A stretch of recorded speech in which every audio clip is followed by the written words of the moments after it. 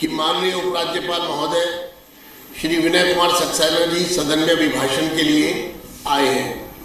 मैं अपनी ओर से और पूरे सदन की ओर से उनका हार्दिक स्वागत करता हूं। अब मैं माननीय उपराज्यपाल महोदय से अनुरोध करूंगा कि वो सदन को संबोधित करें।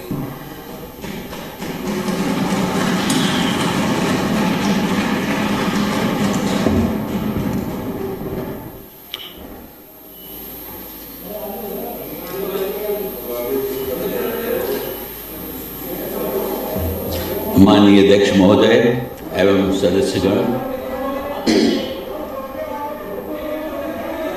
चल संजीव जी को बाहर ले जाएं। मैं संजीव जी को बाहर ले जाइए। राजधानी क्षेत्र दिल्ली की 8वीं विधानसभा के चौथे सत्र में आप सभी का स्वागत करता हूं। आज मैं अपनी सरकार की कुछ उपलब्धियां और कुछ नई नीतियों का संक्षिप्त विवरण प्रस्तुत करने जा रहा हूं, जो दिल्ली के नागरिकों को उनके लक्ष्यों और आकांक्षाओं की पूर्ति करने की दिशा में कार्य की जा रही है। सोमदत्त जी को बाहर ले जाएं।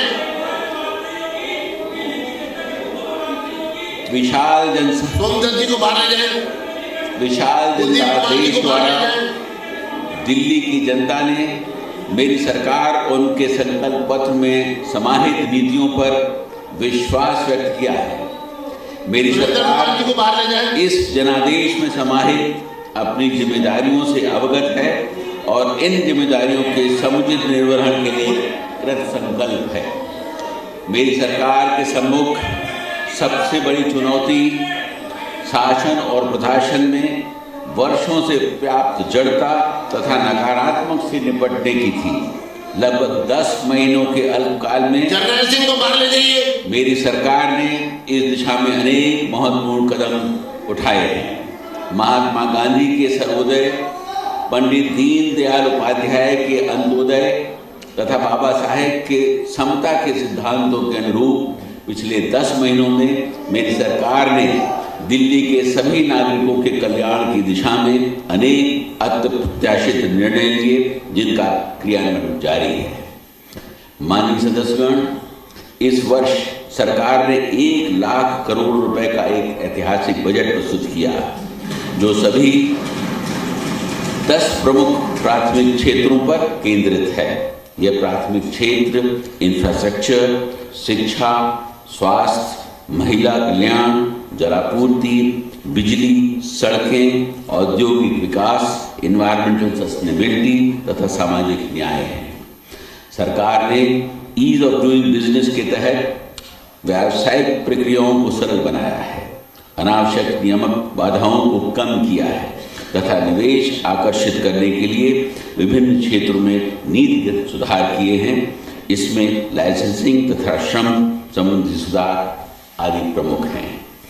उत्तम सेवा एवं पारदर्शिता लाने के लिए ई गवर्नेंस द्वारा विभिन्न विभागों से जुड़ी 75 ई डिजिटल सर्विसेज को सिटीजन सर्विसेज सेंट्रिक के साथ सफलतापूर्वक जोड़ दिया गया है। सरकार के कार्य ग्रहण करने के 5 महीने के भीतर प्रशासन में पारदर्शिता लाने के लिए सभी सरकारी कार्यालयों में ई ऑफिस का क्रियान्वयन किया गया है, जो कि काफी समय से लंबित था।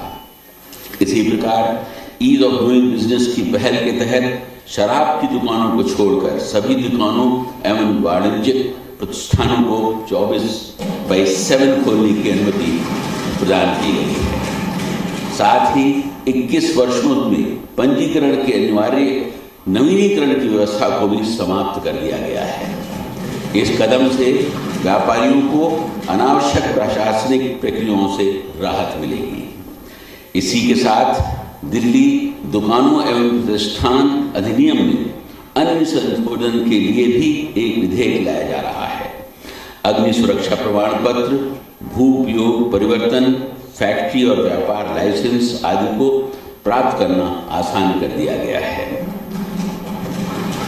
मौजूदा श्रम कानूनों को समाहित कर उन्हें 4 व्यापक लेबर कोड्स में एकत्रित करते हुए सरकार ने केंद्र सरकार के साथ संपूर्ण समन्वय में आगे बढ़ने का महत्वपूर्ण कदम उठाया है। इन श्रम संहिताओं के माध्यम से न केवल कानूनों की जटिलता को कम किया गया है, बल्कि श्रमिकों को सामाजिक सुरक्षा, बेहतर तथा कार्य परिस्थितियां और समयबद्ध न्याय उपलब्ध कराने की दिशा में भी ठोस प्रयास किए गए हैं। बहुत ही कम समय में इन सुधारों को लागू करने के लिए मैं मुख्यमंत्री महोदय के नेतृत्व वाली सरकार का साधुवाद करता हूँ। यह सुनिश्चित करने के लिए विकास का लाभ दिल्ली के प्रत्येक क्षेत्र तक पहुंचे, सरकार ने जिला परियोजना निधि योजना की शुरुआत की है। 1400 करोड़ रुपए की राशि के साथ मुख्यमंत्री विकास निधि को पूंजीगत एवं आधारभूत संरचना संबंधी आवश्यकताओं की पूर्ति हेतु स्वीकृति प्रदान की गई है।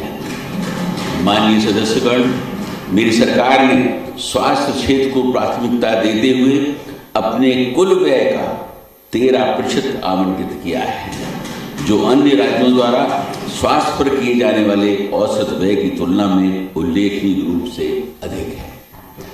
हेल्थ इंफ्रास्ट्रक्चर को मजबूत करने के लिए 17 अस्पतालों में विभिन्न निर्माण कार्य किए जा रहे हैं।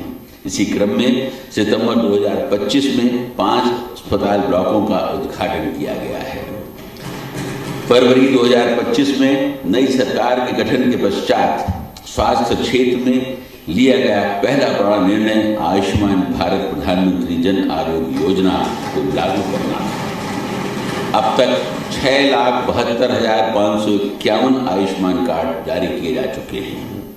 इसमें 70 वर्ष से अधिक आयु के वरिष्ठ नागरिकों के लिए 2,62,383 वय वंदना योजना कार्ड शामिल हैं। योजना के अंतर्गत दिल्ली के 188 अस्पताल, इसमें 137 निजी एवं 51 सरकारी इम्पैनल किए गए हैं। इसके तहत अब तक 19,287 मरीजों का सफल उपचार किया गया है। PMABHIM योजना के अंतर्गत 283 आयुष्मान आरोग्य मंदिर संचालित किए जा रहे हैं। इससे प्राथमिक स्वास्थ्य सेवाएं सुदृढ़ हुई हैं और बड़े अस्पतालों पर भार कम हुआ है। किफायती दवाओं की उपलब्धता सुनिश्चित करने हेतु 29 जन औषधि केंद्र भी कार्यरत हैं। इसके अतिरिक्त 11 एकीकृत सार्वजनिक स्वास्थ्य प्रयोगशालाएं तथा 9 क्रिटिकल केयर ब्लॉक स्थापित किए जाने की योजना पर कार्य जारी है। डिजिटल इंडिया पहल के अंतर्गत 37 अस्पतालों में हॉस्पिटल इंफॉर्मेशन मैनेजमेंट सिस्टम को लागू किया गया है। एकीकृत स्वास्थ्य सेवा के विस्तार की दिशा में दिल्ली सरकार ने राष्ट्रीय आयुष मिशन को लागू करने तथा दिल्ली राज्य आयुष सोसाइटी के गठन को स्वीकृति प्रदान की है। इससे आयुष चिकित्सा पद्धति का समग्र विकास सुनिश्चित किया जा सकेगा। आपातकालीन सेवाओं को और सुदृढ़ करते हुए 53 नई एम्बुलेंस जोड़ी गई हैं, जिससे एम्बुलेंस की कुल संख्या अब 330 हो गई है। प्रधानमंत्री राष्ट्रीय डायलिसिस कार्यक्रम